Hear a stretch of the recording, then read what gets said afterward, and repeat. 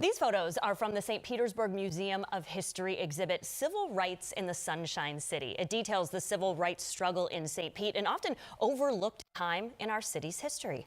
And here to tell us about the exhibit is Rui Farias, the executive director of the St. Petersburg Museum of History. So welcome to the show. Great to have you here. Thank you so much. So happy to be here. Yes. So we were talking earlier and you were saying, in the history books, we often learn about the civil rights movement. We know about all the other cities, but, St. Pete isn't in those history books. So this is really important to share with our community. Can you talk about that? Sure, it is important. And I can say this because I spent 20 years, in the classroom teaching U.S. history. When you teach civil rights, kids learn about Selma and Birmingham and Atlanta and places like that. But you never hear about Florida, especially St. Petersburg.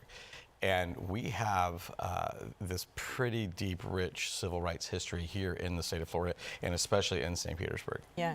And so talk a little bit about what it's photographs. Correct. Talk about what kind of photos we're going to see at this exhibit. So the exhibit is a photography exhibit with a lot of info panels telling the story of some of the events that happened here and the things that you hear from throughout the South, from the modern civil rights era, like when you hear about lunch counter sit-ins or the bus protests or the Freedom Riders arriving.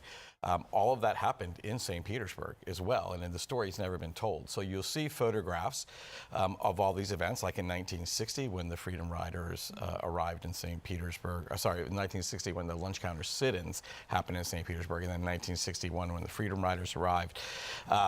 One of the things that we have had happened here during the civil rights era that a lot of these other cities in the South did not were water related, because we're surrounded by water. Yeah. So when you think about the fact that St. Petersburg opens its first municipal beach and pool in 1913, and in 1957, the black community still cannot enjoy what we're selling to the world in this thing called tourism, right?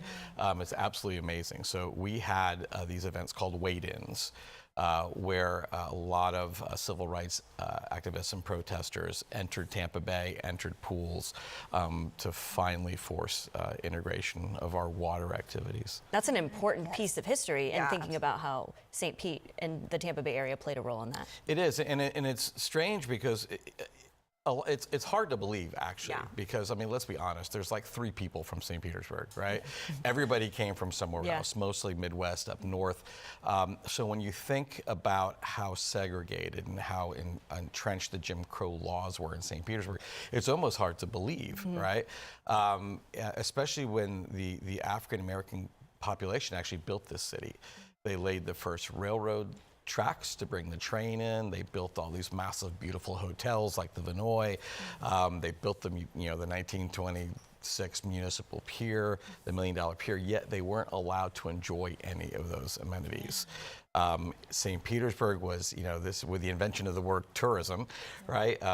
St. Petersburg was building a city that was welcoming mostly wealthy white people from up north to spend the winter here. And their issue was how to keep the city or keep those guests from intermingling with the African-American population.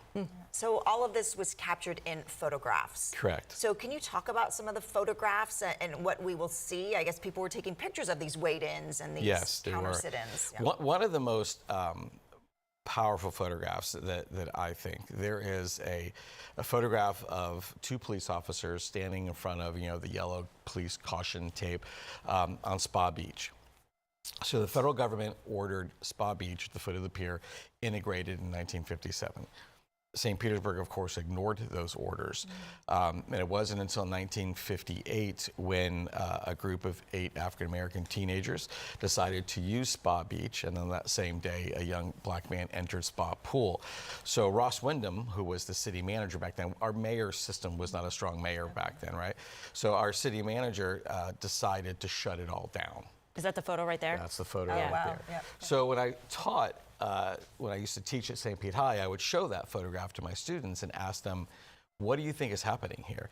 And of course, you get the responses of, if there was a murder or a red tide or a shark attack or, something like that. When indeed you'd get what really happened was, rather than allow black people to use the beach, the city closed it to everyone.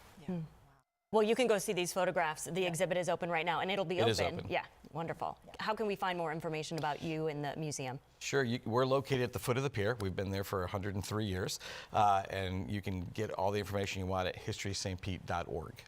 Thank you for being here. Thank you.